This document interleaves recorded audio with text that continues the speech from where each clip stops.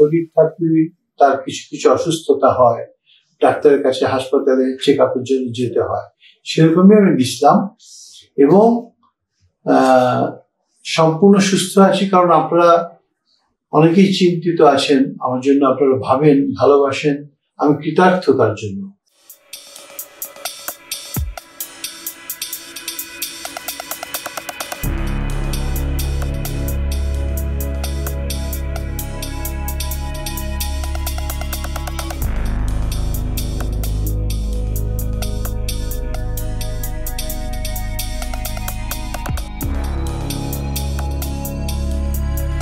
নানান রকম খবরের মাধ্যমে আপনারা হয়তো একটু কনফিউজড যে অজয় চক্রবর্তী খুব অসুস্থ আছেন বা হাসপাতালে আছেন।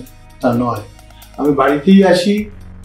যে কোনো মানুষেরই শরীর থাকলে তার কিছু কিছু অসুস্থতা হয়, ডাক্তারের কাছে হাসপাতালে চেক আপের জন্য যেতে হয়, সেরকমই আমি দিছিলাম এবং